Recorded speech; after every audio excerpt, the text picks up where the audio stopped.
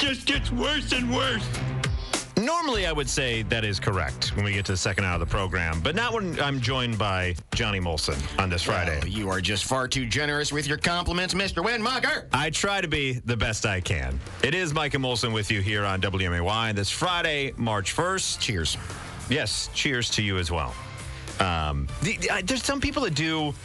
Have you heard of this? The first of every month, they text rabbit, rabbit, rabbit back and forth or something, or some family thing that some people do. I don't know. What is it? Why is it a thing? I don't know. It's like a tradition that in some families of the first day of the month. Why? I don't know, to be the winner, to be. Why? I don't know. I need to know the answer to this. I don't know. I don't know. Why? This is a news station, damn it. What? I want information. What kind of leftist conspiracy is rabbit, rabbit, rabbit? We're indoctrinating our children with this weird tech stuff. No, that starts at 9 o'clock. Okay. I just gave Kilmeade and Clay and Buck an entire hour and a half of their program later on today, and we are the oasis in the desert of politics.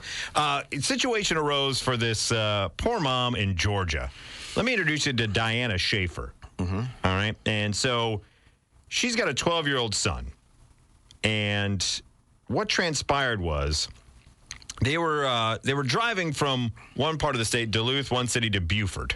All right, and they had a bassinet that they had picked up, but it wouldn't break down all the way. Mm-hmm.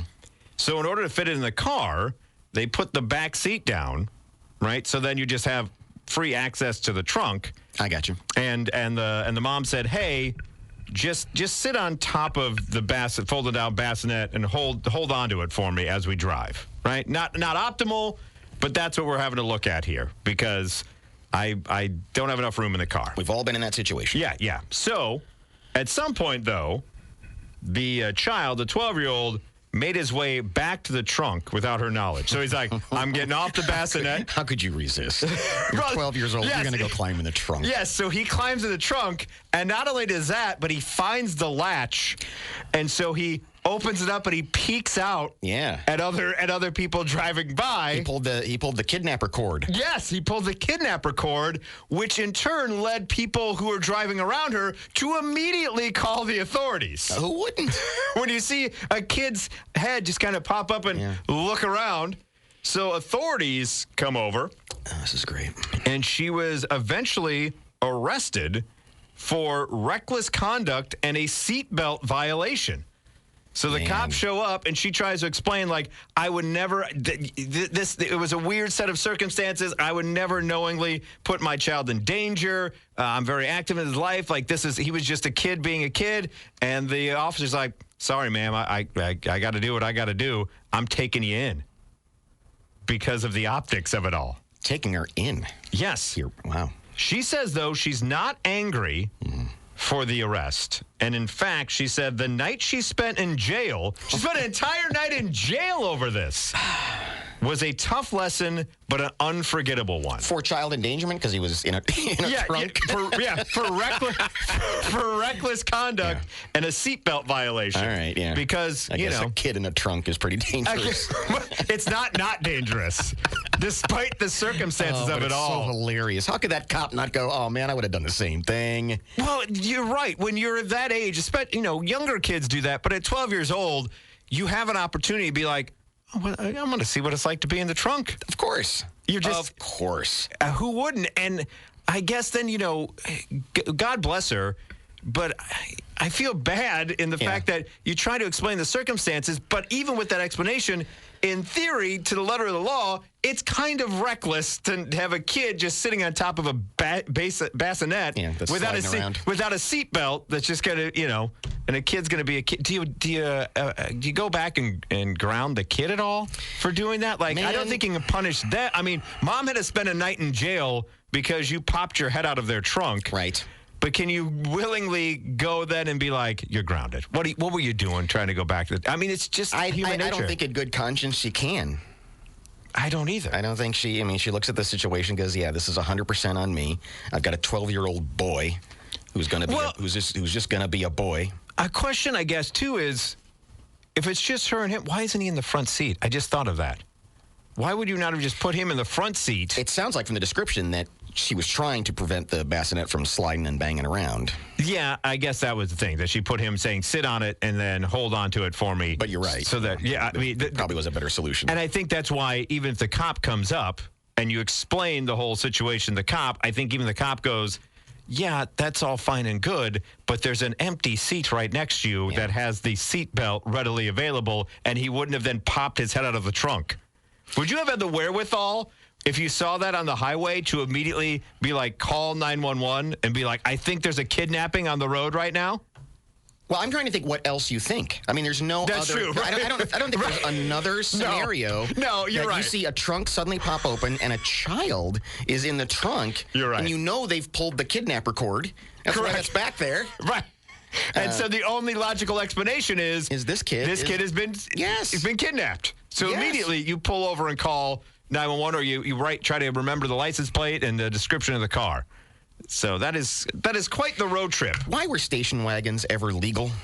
When you think about sitting back there, you know, everybody sat. That's where you wanted to sit, as close as you possibly could to the bumper of the car behind you. And just kind of stare. Faces. Yeah, make faces at people and play Freeway Friends. Which is fun, but you know that if God forbid somebody has to stop quick or something, you're the first one. You're the first one smushed. You're right. There's no kidnapper cord to get out of there. The one time I rode in a station wagon, you're right, I called dibs on the way back. Everybody gets the way back. Because it's just like, oh my God, this is the greatest thing ever. You're rolling around, you take a turn too fast, and how close can I get my face to the grill of the truck behind me? Right, exactly. Waving at him, playing making him honk. Playing Freeway Friends. Which, by the way, I learned from my mother. I was doing the hand gesture for that the wrong way.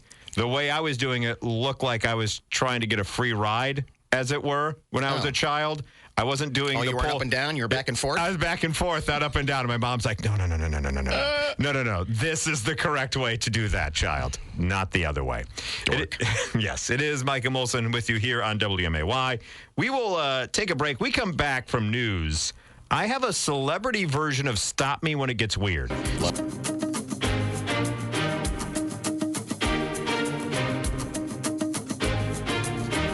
See, this is more like it. Nice upbeat on a Friday. It's Mike and Molson with you on WMAY on this Friday, March 1st.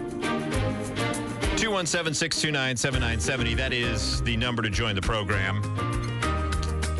I read this, and it's one of those ones, sometimes you read things and you take like a double and a triple take. Like, am I reading this right?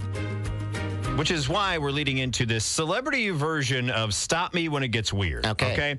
Dak Sheppard has a podcast called Armchair Expert. And he had Bradley Cooper on as his guest. Mm-hmm. And they started to discuss, like, when they were kids and everything else, and what goes on, you know, now that they have kids, and what the overall vibe is, you know, raising kids after going through, you know, what your parents, how they raised you, into you raising your kids, okay? Dak Sheppard then comes out and says that in his home, his family's naked all the time. Oh, no. To which Bradley Cooper added, me too. Oh, what? And by the way, I was like that when I was young. Not with my mom, but with my dad. All right. Remember, Stop Me When It Gets Weird. My dad was always nude. Always took showers with him. Later, Cooper said he could relate to Sheppard, who said his 8 and 10-year-old daughters go into the bathroom and talk as Dak's on the toilet. Bah! Cooper said, I'm sorry. I think that's where I draw the line. I think you got the showering with Dad wasn't a big thing. You went with his kids come in while he's defecaking. He says, right. Because I don't know what age we're talking about showering with Dad. That's true. There's a point at which it just needs to stop, and I don't know what that point is. Unless Dad always yearns for the time when he was in playing collegiate or high school athletics, right? And he can't shower unless there's someone else there that he can kind of whip the towel at and all that kind of stuff. But it continues. Okay. Because Dak Sheppard says his 8 and 10-year-olds come in while he's on the throne. Cooper said he has the same situation with his 6-year-old daughter, which he explains is due to the layout of his house, which has no doors. He says my bedroom is the bathtub and toilet and bed are all in the same room. What is he, in prison? What is going on?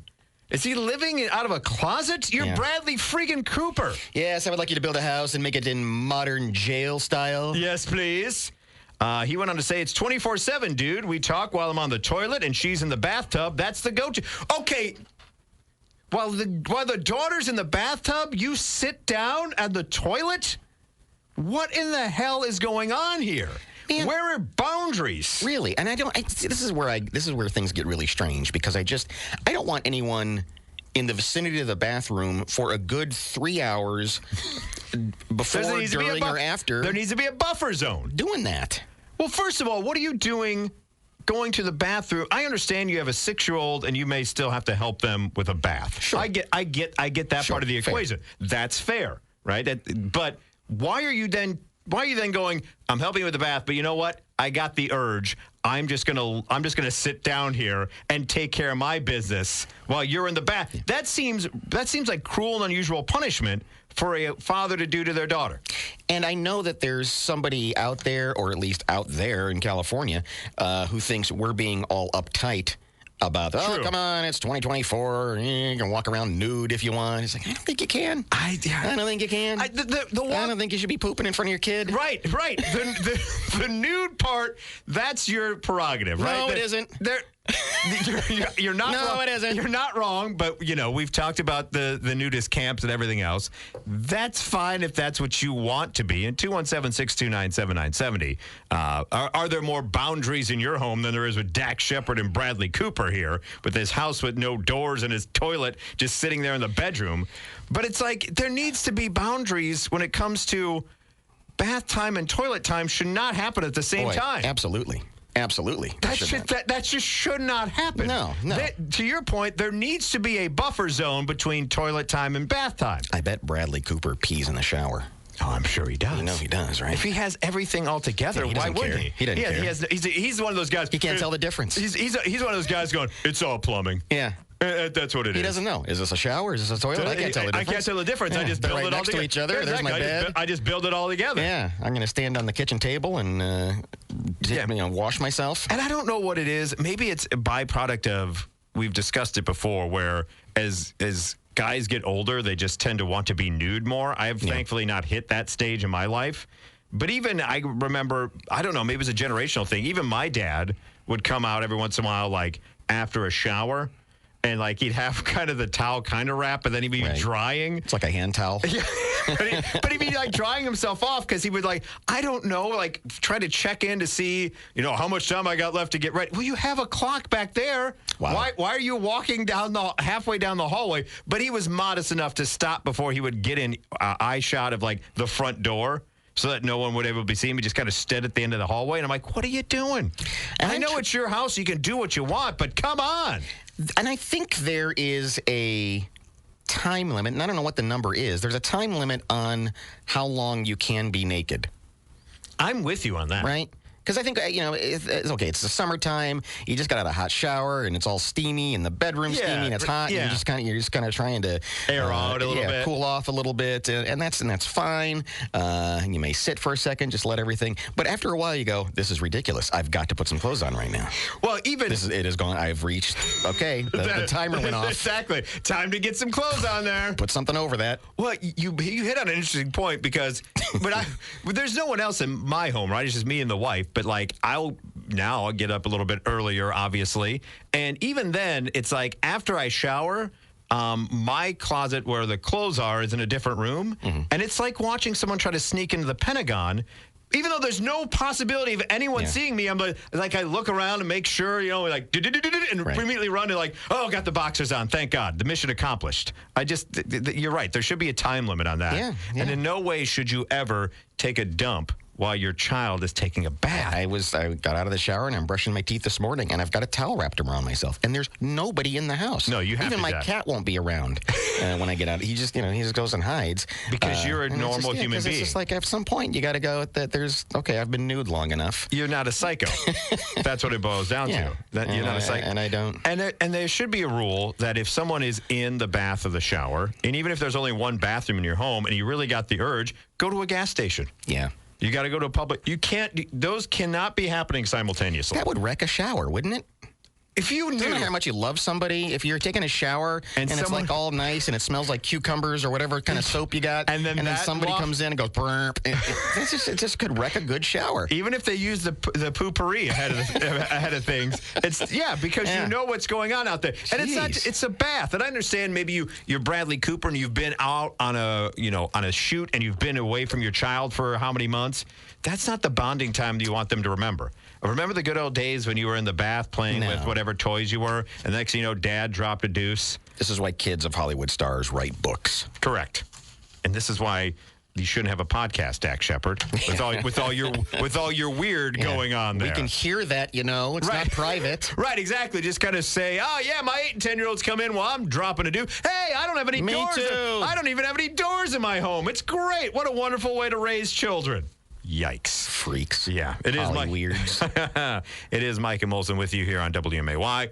We will take a break for news. We come back, start getting the wheels turning because Ask Reddit asked, at what age was your first boyfriend or girlfriend? Mm-hmm. So we'll hear from you because I had a strict rule for my family that I blame on my inability to have a girlfriend till later than I probably should have. Okay. But I think it was my lack of game.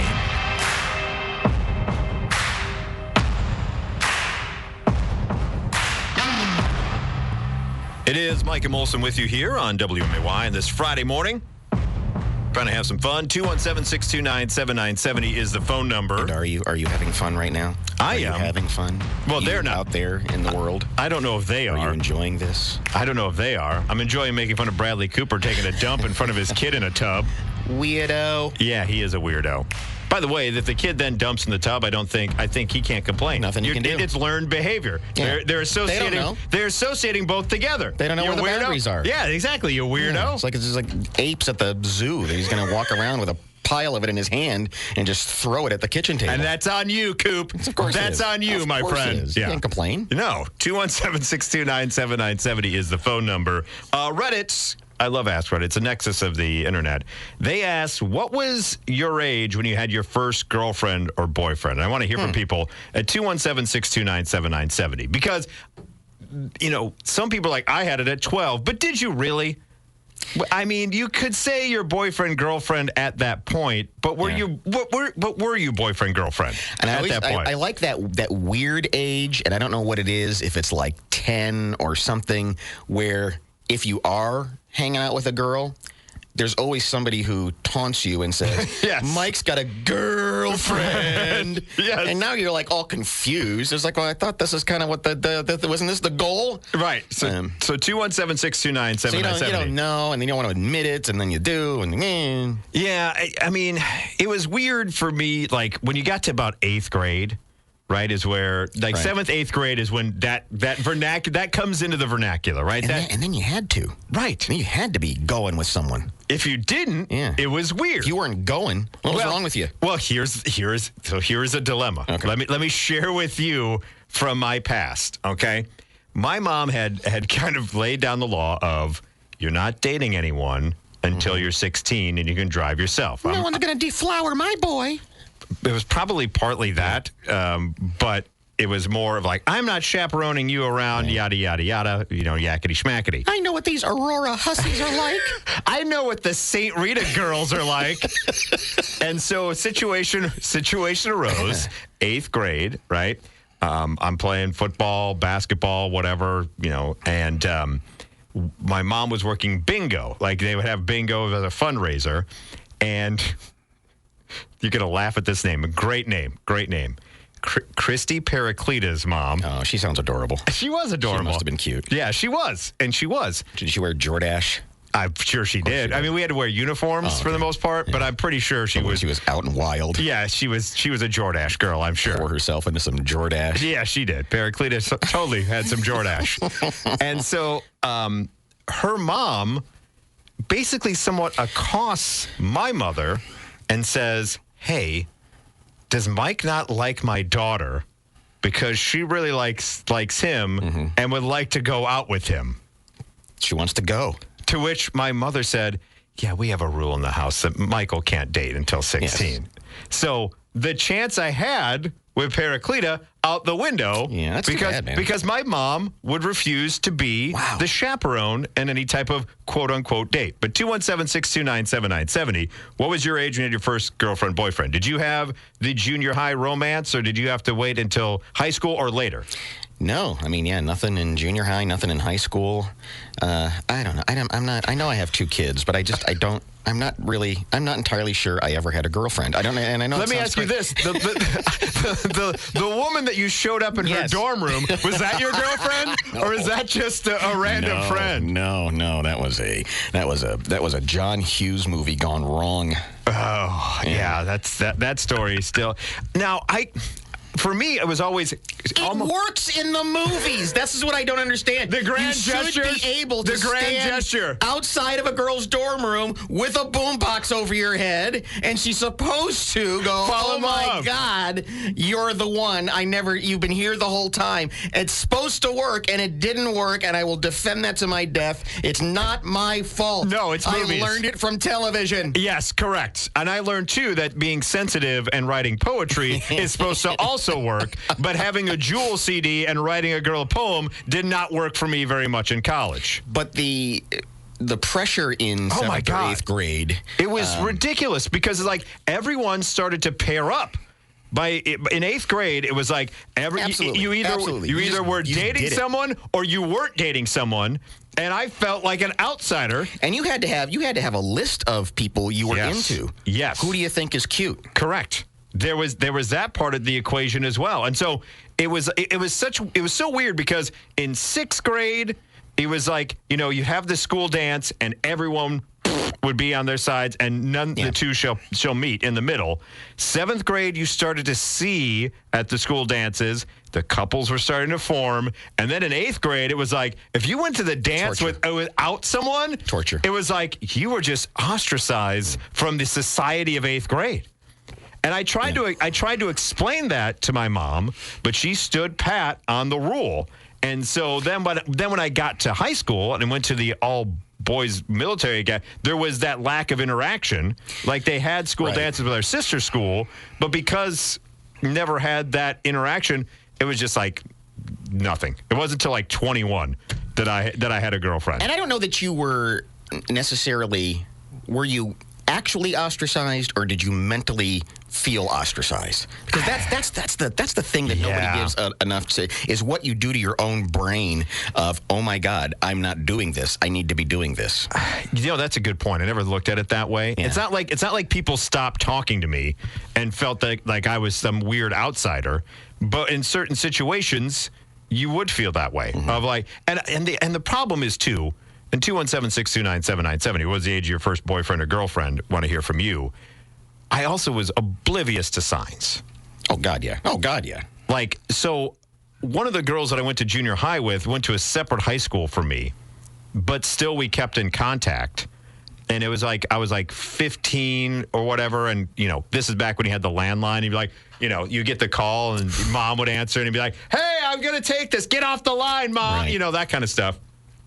And so they had asked, this is so ridiculous. This is so atypical me. The girl asked me if I want to go out to the movie with her. And I'm like, oh, what movie? Because my time is valuable. If I drink coffee too late, it'll keep me up.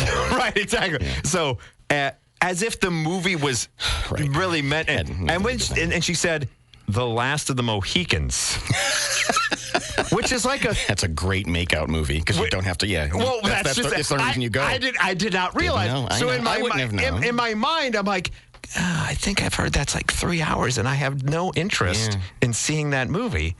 And I was like, I got stuff, and I have, I got practice and everything else. So I'm gonna have to pass on that. Mm-hmm. Not knowing now, looking back, I got invited to a makeout session. Oh, yeah. And I flatly turned it down. And then I wonder why, like 3 months later, I try to make the grand gesture to this woman.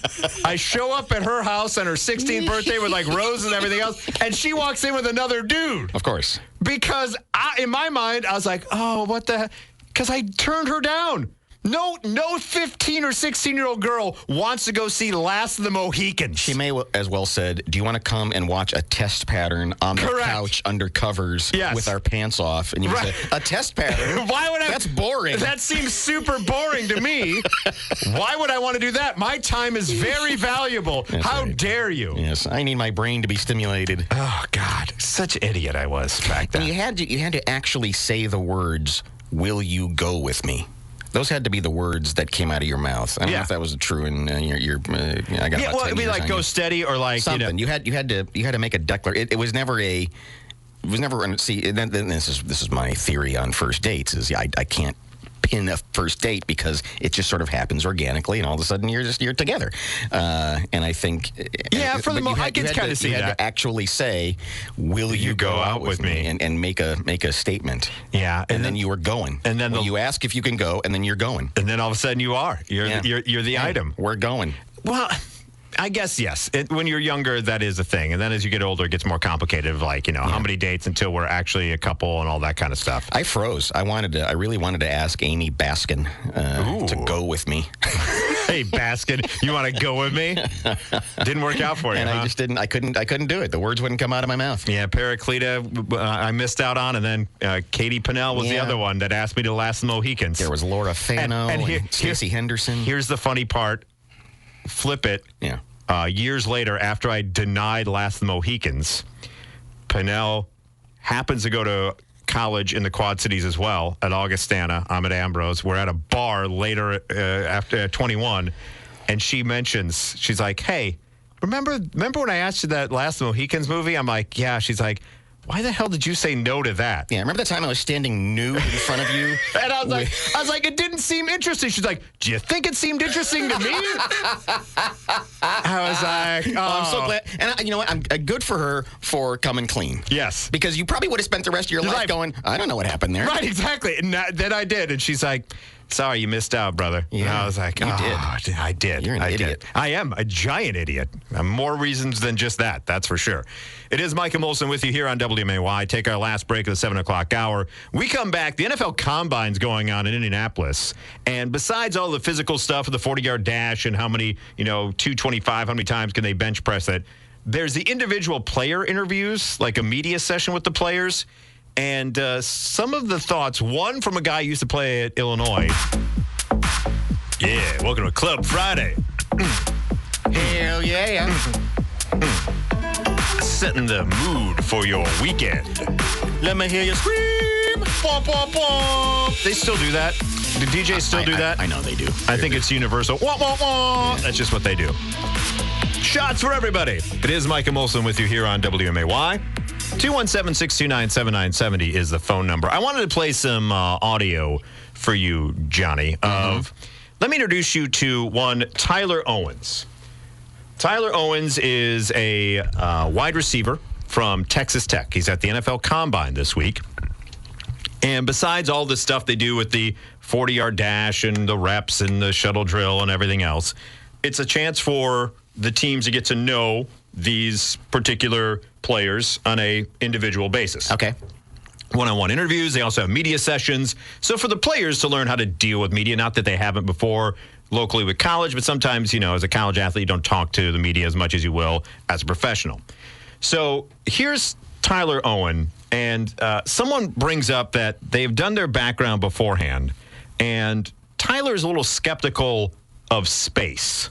You guys are discussing that you don't believe in. Nah, I don't believe in space. I'm a religious, so I think the greatest strong right now. I don't think there's other planets. So he's saying that. Do you pick up what he's putting down there? So he says, I don't believe in space. I don't think there's other planets. He says, I'm real religious. Okay. He's like, I just believe we're in a dome right now, so I don't believe in other planets. What led you to that point to believe that? I thought you believe the heliocentric thing, He used to believe in the heliocentric thing of us revolving around the sun. But then, I started seeing flat Earth stuff, and I'm I think it was kind of interesting. And then they started bringing up valid points. Then he started seeing flat Earth stuff, and he thought, oh, that's kind of interesting. They're bringing up valid points. Valid? Yes. What valid points is Kyrie Irving and Kanye West bringing up with Flat Earth? What do you do? I know everyone's entitled to their own opinion. No, they're not. But in this case, what do you do? Yeah. If you hear this as a possible future employee, now it reflects nothing on his play on the field, but you hear that, and doesn't it give you pause just for a moment to go, okay? It does, because there's some things there. It suggests that there might be trouble afoot. Now, the thing I don't know is he playing this reporter? True. Well, the reporter had done his background and asked him, because he said, hey, the reporter came in that opened it up and said, you've been discussing, you got some interesting thoughts about space. So it's obviously something that is in his background. I don't know if it's a giant ruse that he's trying to pull on people. Like the birds aren't real thing is a big troll, right? Well, funny you mentioned that. We don't have audio of this, but from the University of Illinois, your Fighting Illini, tight end, by the way, great name, Tip Ryman. Oh, yeah. Tight end Tip Ryman from the University of Illinois was being interviewed, another kind of situation, and said he's a part of the Birds Aren't Real movement. His evidence was, have you ever seen a baby pigeon? How do we know that power lines aren't pigeon recharging stations? How do we know? That's some of the hard-hitting moments of the combine. Now, in his case, unlike Tyler Owens with his thoughts on space, people don't know if Tip Ryman is being factual on that or if he's buying into your point of the whole birds aren't real ruse that's out there for folks. Man, ironically, you're saying that. Yeah. I had a conversation with a person who is functioning, feeds himself, dresses himself. Well, this guy went to the University of Illinois, for crying out loud. And runs a successful business. And he starts the sentence with something like, I don't believe that fat ass, blah, blah, blah. He said, but this guy came over the other day, and he was talking about the moon landing. And he started making some good points. I was like, no, he didn't. No, he didn't. There aren't any good points about that. No. He said, well, how come we've never been back? We have. We went there 6 times. And because everyone, for some reason, they think the Apollo 11 moon landing was fake and have no explanation for the other 5 times we got there. No, they're all faked, Johnny. They're all faked. And how can we I saw online on Facebook, too, someone say, we went back with technology was squat and we can't get back to there now. Well, we can. We just aren't. Because we've been there, done that. Well, yeah. I mean, the arguments are so frustrating. But then, what do you do when you're sitting in front of someone who you're having just a normal conversation with, and it's not just like, okay, you got an opinion that's a little weird. It's like they go completely bananas on you, where you go, I'm sorry. I can't. There's no way I can sit here on my hands and not say anything while you're saying we never went to the moon. Well, I told you how Thanksgiving broke bad this past year for us. Right. About chicken nuggets being made from Korean babies. Yes. It's human meat. So they're not, is what you're saying? No, they would not be made from that. Although, I have a feeling, had I retorted, well, of course they're made from that because birds aren't real. And so how can you have chicken nuggets if birds aren't real? I find it interesting if Tip Ryman's playing the long game there, kudos to him. Yeah. But it just gave me pause of, this is kind of a job interview situation, and you roll out, birds aren't real. Pigeons are using the electric lines as charging stations. Right. And by the way, I don't believe in space. And he has to play on a team of people and get along. And so you start throwing that stuff out there, it's going to get weird in that situation. First day Tyler Owens shows up at training camp, I have a diorama of the solar system just swirling around his locker. Yeah, that's what I would do. Something. Show him about space. Hamburger. It is Mike and Molson with you on this Friday, March 1st. Appreciate you tuning in. You know how valuable your time is in the morning. Hopefully you're enjoying what you're hearing thus far. 217-629-7970. That is the phone number to join in the conversation. And if you are enjoying it, please write a letter to your congressman and insist on more. Exactly. Please. And say, you know what, I like these 2 guys better than the other 2 guys we'll be on later on this afternoon. I did get one of those, the shoehorn calls. I thought I had kind of, say by continually saying we're the oasis in the desert of politics, but inevitably someone because I talked about X-Men 97 earlier on with Eric Davis, and I got the warning. even though I watched it earlier, just to let you know, Johnny, if you watch the X-Men cartoon in the late 90s, this new version, it's being made by Disney, and the morph character is going to be non-binary. The character that can morph into any type of person they want to be is going to be non-binary. They're going to be pushing the agenda on you, Johnny. Wow. Just to let you know. Where do they find out about the Wonder Twins? Activate, yeah, that's for sure. Celebrity birthdays. You've always been pretty good when I give a celebrity of kind of within a couple of years being able to figure out their age. And there is a dearth of celebrity birthdays today, so I want to go through some of them. We'll begin with actor-director Ron Howard. How old do you think Ron Howard is turning today? Because he's a tough one because of the breadth of his career. Yeah, totally. So I'm going to say he is 73. Very close. Ron Howard, 70. 70. Yes. So 1 for 1. Within 5 years, you do a pretty good job. 1 for 1. All right. Next up, we will go with actor Javier Bardem. Oh, yeah. Now, there's a guy that's hard to pin down. But I think actors are always kind of difficult. Yeah, I think Javier, I'm going to say he is 52. 55. 55. Okay. Well done. Within 3 years. Look at this guy. He's on a roll.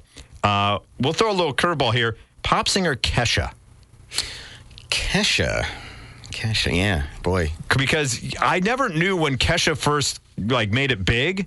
You're like, is she? I could never really tell. Like, is she early 20? Like, it was just kind of difficult. And she's been through a lot. She has, and been around longer than you think she has. Right? Because you look back sometimes, you go, oh, that was like TikTok. That came out in 06, and you're like, okay. Yeah. So this one may throw you for a loop. It might, but I'm gonna put her at 38. 37. Oh, well done. How about that? Look at you go. All right. Up next, actress Catherine Bach. Daisy Duke. Oh, yeah. Celebrating a birthday today on March 1st. How old is Daisy Duke? And should she still be wearing those at her age? If she can, more power to her. Yes. Good on you, Catherine Bach. Daisy is 68. 70. 70. You're on a roll. All right. Look at you continue to roll here. This one may throw you off. Actress Lupita Nyong'o from Black Panther and others. Boy, she is definitely a hard one to pin down. Because she's been around longer than you think, too. Yeah.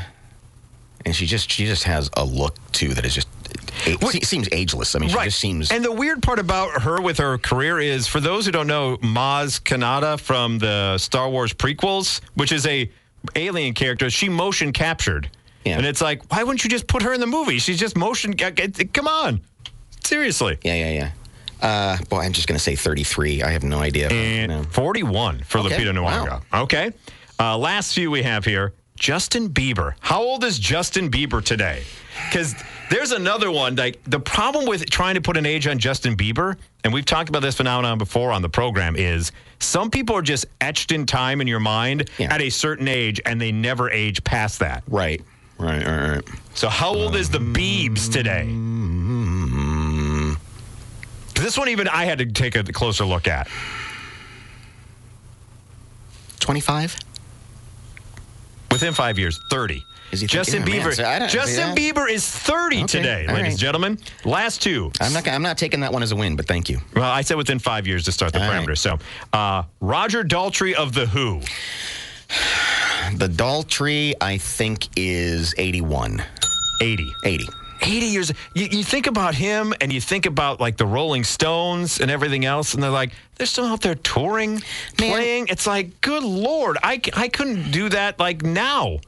Go on a long tour. But I still want to be at least somewhat cool when I'm 80. I don't want to be all grumpy and weird and broken. Yeah. I want to just still have that mindset. Or look at a guy like Bob Newhart, who's in his deep into his 90s. Yes. Or Dick Van Dyke. I mean, still just funny and vibrant. Well, I talked to Malcolm McDowell. If you missed that interview, check it out on the Mike Wimacher Show podcast page. Find it wherever you find your podcast. Got to be in his deep 70s. Yeah. He was like around 80 years old, but like really cool dude and some really interesting stories. I want to be like that. Yeah. It bums me out when you meet people who are old and they just become atrophied. And by old, I mean people like in their 40s just have this attitude of it's not like it used to be. I hate. It's like, man, you have just You're dying. You're going to die now. Yeah, You said the words. Now you're going to die. I hate people my age who are like that. Like, oh, I got so many pills I got to take, and my back's about to throw. I have a friend, and granted,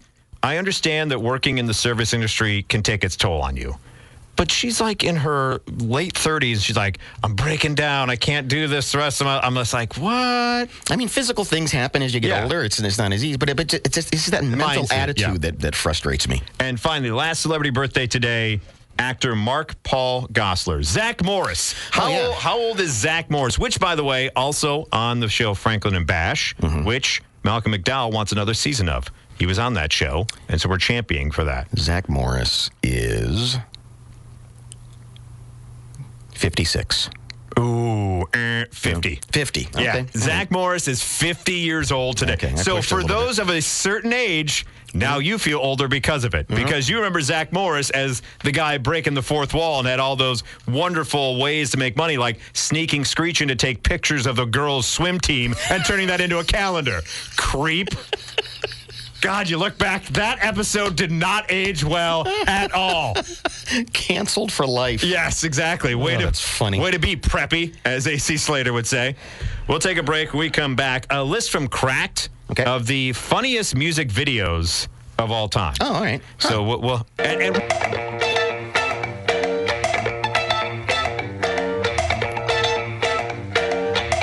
a funky bass line we got going on there. Mike and Molson with you. What are you doing? What are you doing over there, man? I'm about to sound like an old lady here. I'm digging through my bag so I can try to find my glasses cleaner. I couldn't find my glasses cleaner in my bag. Isn't a glasses cleaner just a shirt? Yeah. Don't you just... May as well be. Good Lord. You're all a mess over there. You're all akimbo with everything going around, as it were.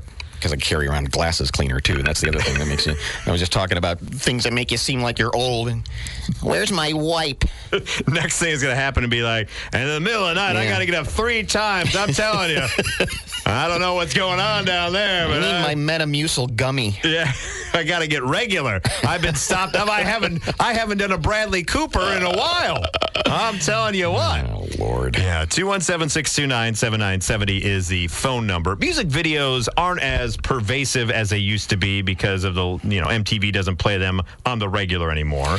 No, but I mean, YouTube has really made a big in YouTube music, and so they're not gone. No. We just don't have a place where you go to see them necessarily, but they're still being made and still highly produced. And Cracked.com put together a list of what they say are the funniest music videos of all time. Some of them on purpose. Yeah. Some of them on the list didn't mean to be funny, just so happened to be funny. But okay. 217-629-7970. Most memorable music videos you remember growing up. I think for a lot of people, as far as memorable ones, a-ha's Take On Me was like one of those ones that to this day is a great video. Not only a great video, but to this day still being referenced. Yeah.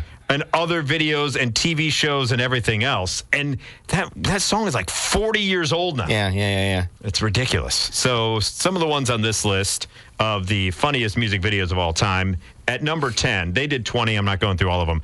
Number 10 is Psy's Gangnam Style. Oh, okay. All right. Yeah. I mean, that was pretty damn funny. And once again, that was like there for a moment and then gone. Well, yeah. And what a sensation, too, because you suddenly went, it's like, what on earth? We were suddenly all introduced to K-pop for those of us who hadn't already been introduced. And it was so frenetic, so weird, and so just full of stuff. And I couldn't tell you right now, was it a joke? Or is that just Psy? I don't know. We don't know because we've never heard from him since then. I'm assuming he still has his career, over in Korea. But yeah, we hadn't heard from him since then. They also on this list is OK Go. Here it goes again. Man, every video they do is did you see that one? Very impressive. Did you see that one they did in the airplane? Yes. With zero gravity and everything? Yeah. They put an impressive amount of work into their videos. Yes. And every one of them, you can't stop watching. Here it goes again for those who don't remember. That was the one with them on the treadmill. On the treadmills, right. Yeah, okay. Which was fantastic. Also on this list, probably the greatest music. And 217-629-7970. Memorable music videos you remember. We're just going through this list from Cracked of funniest ones. Fatboy Slim with the Weapon of Choice. Okay, sure. when you had Christopher Walken flying around that hotel doing that walk. And suddenly we discovered a really good tap dancer. Yeah. I mean, he was really solid. It wasn't like he was mocking. He did it like everything he does. He did it perfect to a T. By the way, probably my favorite Super Bowl commercial was the Walken commercial. Yes. Where everybody does a Christopher Walken, and none of them do it worth a damn. Yeah. 217-629-7970. Hi, you're on WMAY. So I really want to think that What Does a Fox Say is on that list. Oh, it is not on this list. It was either that or the other list for the most horrible music videos. Yeah. Very true. One of my favorites was Blink-182's All the Small Things. I thought that one was just funny because, of course, that's all they did was just they made stuff to be funny. Yes, they lampooned the hell out of boy bands of that time. That's right. That's right. I was trying to remember what that was. Yeah. Yeah, there was a scene where they were pulling a Bradley Cooper in that scene. They had the toilet paper going, and they're sitting on the old John there. Well, and if you want to go with that, they totally pulled a old school and went streaking through the quad, too. Yeah, they did. But speaking of, breaking the fourth barrier and all that other stuff, Zach Morris doing that was basically Deadpool before Deadpool was. It's very true. And he was also using all the footage he got from the locker room, from Animal House or whatever, or Porky's, and made music videos out of it too. Not just calendars. I do like the idea that Saved by the Bell was the genesis for Deadpool. I like that theme there. We need to go with that. I hope we get in the next movie we get a multiverse where Zach Morris is revealed to be a Deadpool from a different universe, like from the 90s universe. I would love that. We already had, they did the Princess Bride spinoff too. That's true. That's right. Yeah, that's true. I mean, we could only get better, right? Right, exactly. Appreciate the phone call, EJ. 217-629-7970. Going through this list of the funniest music videos. Also on the list, Weird Al. And a lot of his are funny, but the one that they chose to put on the list is Amish Paradise. Oh, good choice. Yes. Good choice. A lesser one of his, but still a really funny video. Number 3 on their list. Did you, by the way, watch the Weird Al docudrama movie? No, is it good with Daniel Radcliffe with Harry Potter? Is it good? So good. Okay, I may have to go home and watch that tonight. It is, because I'm still living the bachelor life for just the last night tonight, so I may have to watch that. It could not have been better. I mean, it's just really? It's got Weird Al all over it. And if you said to Weird Al, "I want you to make a documentary about your life," that's exactly what it would look like. I mean, he did such a funny job with it. Okay, interesting. Good laughs. Funny you mentioned that too. That Weird Al, the reason why he didn't make any other movies until then, and he doesn't appear in this one, was the critical backlash that he got from UHF made him not want to do any more films. So I'll have to watch the Weird Al story. It's on the Roku, and the cameos are just a kick. Okay, I mean, everybody shows up in it at some point in the Roku channel. So check that out. Number 3 on their list of the funniest music videos of all time. I remember laughing my ass off as a child to this one. Paul Simon's "You Can Call Me Al" video. You know what? Yeah, you're right. That's a very funny, understated video. The comedic chops of Paul Simon in that, like Chevy Chase is doing Chevy Chase things. But the funniest part, as I got older, like when you're a kid and that came out in like '89, you're laughing at Chevy Chase doing all the Chevy Chase stuff. But the understated humor of Paul Simon in that video of just... He has a dejected look, and his eyebrows do that kind of up and down thing. Just the deadpan look into the camera of like, what is this idiot doing stealing my thunder? Can't get a word in. Yeah, so funny. And number 1, according to them, of funniest music video of all time is the Beastie Boys' "Sabotage." Oh, sure. Okay. That's a good list. That is a pretty good list. Some of the ones outside the top 10... I got to go back up in this computer. There's not really a list necessarily of novelty songs outside of Weird Al, and Psy as well was a novelty song. Unfortunately, this was it. I don't know. Oh, that's true. I don't know if that was a novelty song. We assume it was a novelty song, but it may have been Psy playing it straight. Yeah. Because I never thought of that there's that thing like when you watch anime or Japanese game shows or something where you go, God, Takeshi's Castle. Not sure. It's like I think this is just the way it is over there. This is what it feels like to me. Yeah, I feel like it's all crazy. Yeah. Oh, Eminem's "Without Me" is the funny one that they say is on there. Bjork has one on there. Oh, one that was outside the top 10 that I think I still laugh at to this day is the Foo Fighters' Big Me. The Futos, the take on Futos, it was very much a moment of in its time, but the fact that it was so lampooning of those dumbass Mentos commercials. And such a growl approach. Yes, exactly. Fantastic stuff. We'll take a break for news. When we come back, you found... Sounds like the B-side to Take On Me here. Very, very synth-heavy. If it is, it's awesome. It is awesome. It is. Mike and Molson with you here on WMAY on this Friday, March 1st. And you uncovered this gem, Johnny.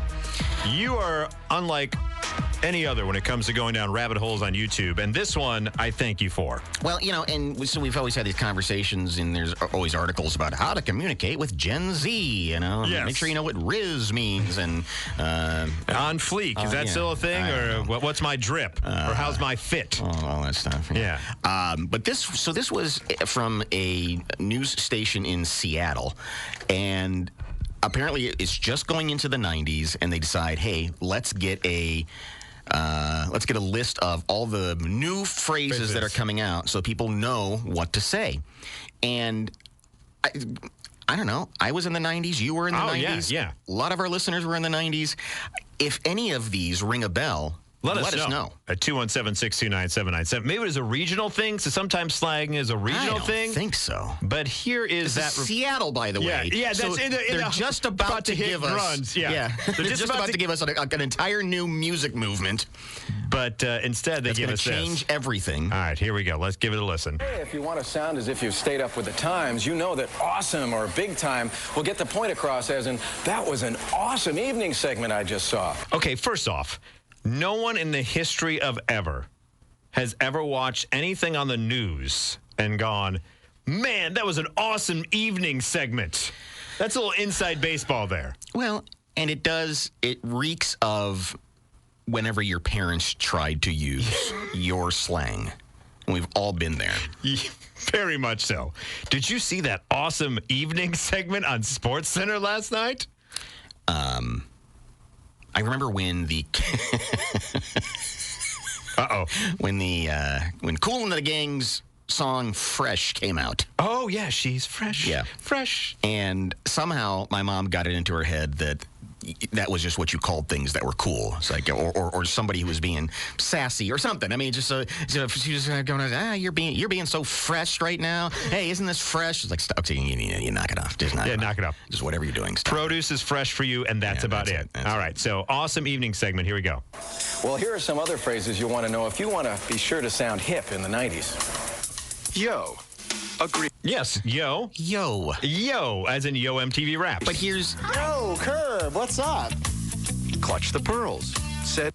Okay, so he's... I mean, maybe back that up just a second. Okay. So he'll give you the phrase and then explain what the phrase means and then show an example of that. So he said, yo, as in a greeting. Yes, here we go. I'll go back to that part. Yo, a greeting.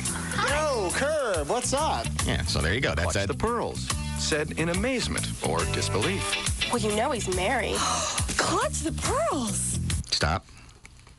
Please play that one more time. Okay. Just back that up if you can. Okay. So that we get the full breadth of what just happened there. All right. None of what just happened was accurate, by the way. No. All right. So Curb, what's up? Clutch the pearls. Said in amazement or disbelief. Well, you know he's married. Clutch the pearls. now, not only does she say clutch the pearls, she then goes about clutching the pearls. She actually has pearls with which to clutch. Now, we still every once in a while make fun of like, oh, I got the vapors, or you'll make that movement. But I don't know if anyone ever said out loud, I don't remember the 90s, oh, clutch the pearls. No. Not at all. So they move on from clutch the pearls to, instead of getting wasted or bombed... He's married. Clutch the pearls. Fucked. In the 80s, it was just wasted. I don't know how many I had, but boy, did I get bucked.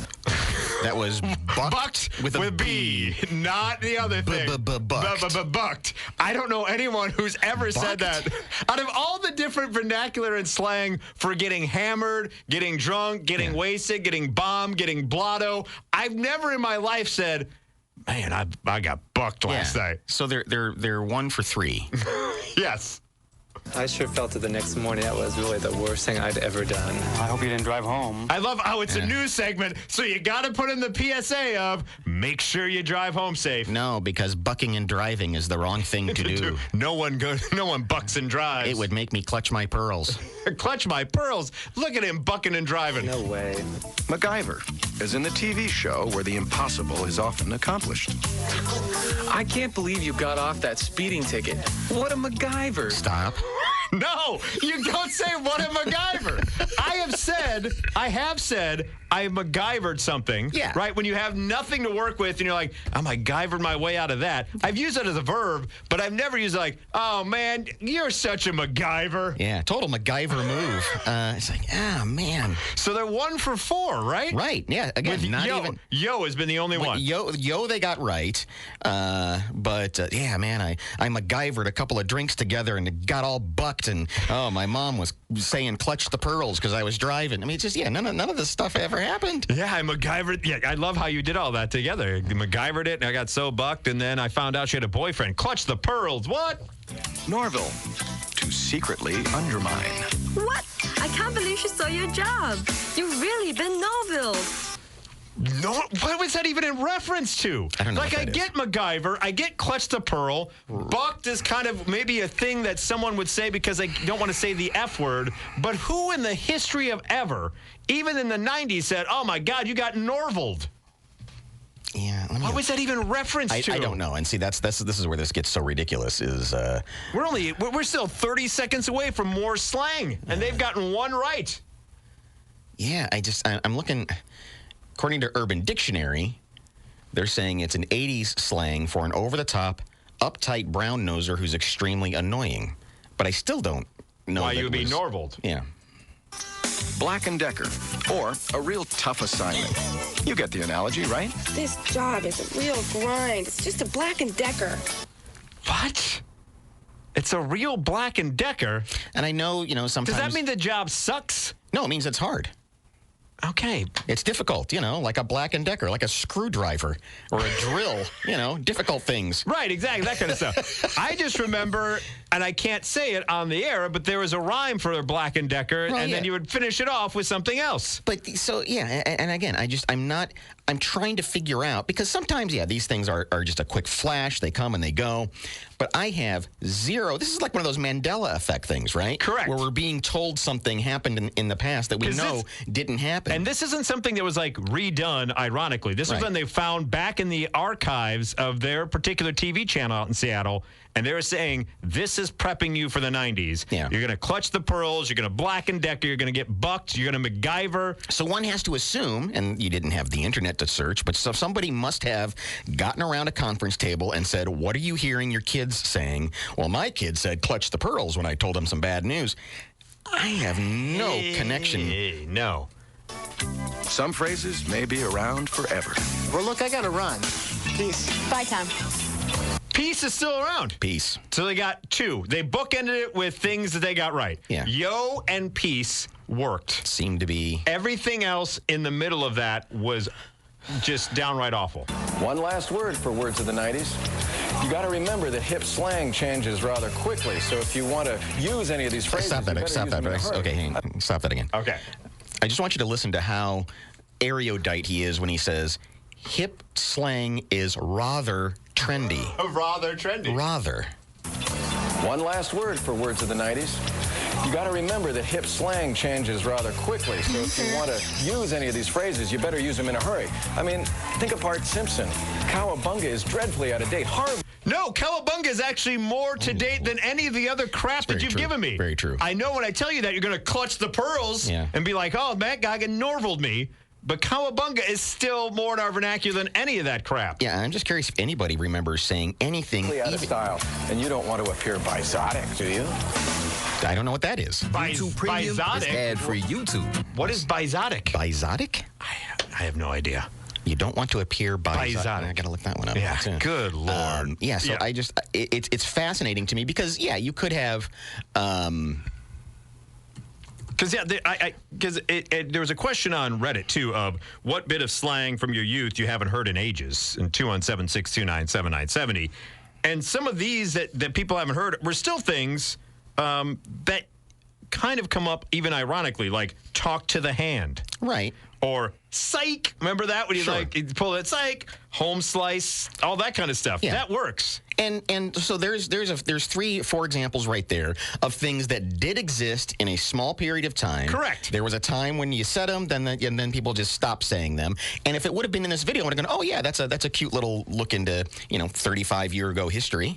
Yeah, but not any of this stuff. Home slice also, someone said, is another one. Yeah, chillax, fly. Yeah. Like, those are all ones that were actually there. Those are all legitimate slang that did, and I'm seeing that bizotic is a combination of bizarre and exotic. Bizotic. So he didn't even use it right. No, you don't want to be bizotic. No, you do want to be bizotic. I don't know what... Because then you're a conversation starter. Did he get fired? I hope he did. Fired. I hope he got fired immediately after that. He's probably running the news station. I hope he got Norvald. I hope someone totally Norvald him. That was not a Black & Decker job to find new slang. No, it was not. It was not a Black & Decker job. No, someone could have just given that assignment and MacGyvered it. He did a MacGyver. Yeah, and he just kind of threw things together. And you know what I think happened? He went the opposite route. I think he went to an old folks' home and found out what they were saying back then rather than actually what the kids were saying in that particular report. So that video just astonishes me of how out of whack that is. Not even close. Had to use whack. There had to be a conversation where they said, yes, I'm hearing people say these things. I cannot find anybody who says, oh yeah, I used to yell clutch the pearls all the time. Especially when I was bucked. Oh, yeah. When you're bucked, you clutch the pearls all the time. I don't know if I've ever heard anyone say that. I said, all the different vernacular and slang that I've heard for getting drunk, I've never heard that one. I mean, I can accept maybe it's a combination of getting bombed and the F word, I guess. But it sounds like you went to I don't know. But thank you for sharing that with us, Johnny, because I was going to say a trip down memory lane, but it wasn't. It was a trip into a different universe. Yeah, exactly. That doesn't exist. No, it never existed, except for Yo and Peace. Yeah. And those two are still with us today. So don't be bizotic this weekend. You think kids today speak silly? Yeah, you were clutching the pearls back then. Take our final break of the program. When we come back, things that were overhyped to let you down because there's a big news story. Final moments of a Friday edition of the program. Mike and Molson with you here on WMAY. 217-629-7970. Got a few more minutes before we take off into all politics all the time here That's in WMAY. Right. Yeah. So if that's your jam, enjoy. You just got to put up with this. Yeah, Hunter Biden's briefcase has all the border crossing locks that I really enjoy the people that want that tune over a little too early and then hear me on a morning basis. So I don't know. Maybe we'll make a convert here or there. Who knows? But have you ever had a situation arise where something is super hyped up to you, and then it just doesn't deliver? Yeah. I mentioned that because the big news is In-N-Out Burger has announced a plan for its first Washington State location, and so everyone's losing their ever-loving mind because, oh my God, we're getting an In-N-Out Burger. That is one of the things that it was super hyped. Everyone who lives out in the West Coast, like, oh my God, you have to have In-N-Out Burger. You have to have it. And I tried it once in Vegas, and it was really kind of meh. For me, it wasn't as earth-shaking as I thought it was going to be. Well, even more recently here when Raising Cane came to town. Yes. That was a big deal. And, of course, 7 years ago when Chick-fil-A opened or whenever that was. Does anything ever live up to hype at 217-629-7970? I never, and I'm not just trying to be a contrarian. I've had Chick-fil-A once, and it was like, this is, as fast food goes, it's a little better, but that's not a high bar to jump over. No. I mean, I like Chick-fil-A. I have not tried Raising Cane's yet. Mm-hmm. I've gone in there to buy gift cards for people who love it, but it's hard for me to kind of think of something that was hyped up so much and then lived up to said hype for me. Or even better, yeah. So you go, oh my gosh, this is more than I was expecting. Right, because like the movie Old School, right? I did not see in a theater. Everyone was like, oh my God, Old School is a funny, and I like Will Ferrell, I like Luke Wilson, I like Vince Vaughn. Mm-hmm. I was like, okay.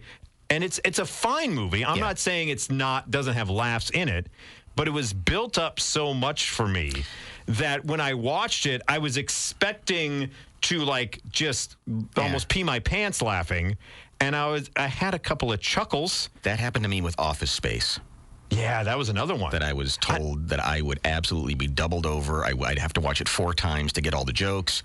And it's a funny movie. Nothing wrong with it. Right. But it just did not fly as high as I was promised. And 217-629-797. Have you ever had a situation where something is so hyped up has something ever over-delivered for you that's hyped up? I always try to temper my expectations for not only myself, but when I talk to people about it, I try not to use too many superlatives because I think part of the reason why you get disappointed is because people talk it up as much as they do. Yeah, and you don't want to kill that. Right, exactly. So it's like when you may have heard somebody say, hey, check it out. Mike and Molson are back on the radio every Friday on WMAY. And people went, oh, my God, this is going to be the best thing ever. And then we have this discussion. And you've got it. Yeah, then you have this discussion. We talk about how we can't read signs from women and we get about getting bucked and, everything else. Disappointing. Yeah, very disappointing indeed. So, I mean, I'm just trying to think of things that lived up to the hype for me, especially food-wise. And I'm with you. It's like In-N-Out was, oh my God, you gotta, and I did, and the thing about it too is then the personal offense that people take, that the person that introduced you to it, like, oh my God, you're never gonna believe, you gotta try this is amazing, and then when you don't react the way they want you to react, it's somehow your fault. And I don't think I've been to an In-N-Out. I've seen them all the time when I'm out west, and there is a part of me that goes, I don't know if I will know what to do when I get in there because I've got this thing played up, and then there's a whole thing about the secret menu and all the animal fries or whatever the hell it is, or animal style fries, whatever it is. So really, the menu's only like 5 or 6 things. But if you know the secret hack, you know more. Yeah, and it's just like, am I gonna really, I don't know. Right, it's a burger. It's like fast food. It's like, but here's the thing too: how good can a burger really be? True. I mean, I've had hamburgers my entire life. I don't know if I've ever had a hamburger where I'd be like, oh my God, that's a life-changing hamburger. No. I mean, even when you go to a fancy restaurant, you get one that's like $18 or something, it's still just ground meat. Right. I don't mean to rain on anyone's parade. Not the best way to have steak. No, it's still at its core a burger. I don't care how you dress it up. Whatever it may be, like Stackhouse burger, and you got to put a fried egg on it. You got to do this. Like, if I got to put all that on there, then is the burger actually tasty? Yeah. I'm putting so much more other stuff on it to take away the taste of the burger. So just watch your hype. Yes. Because you're ruining things for other people. You are. So don't be. I know you're excited, but don't be excited. Exactly. Don't make people clutch the pearls. Right. When they finally take a bite of that burger and clutch the pearls, it's not what they wanted it to be. We need to bring that back. We need to make sure that becomes a slang. Yes.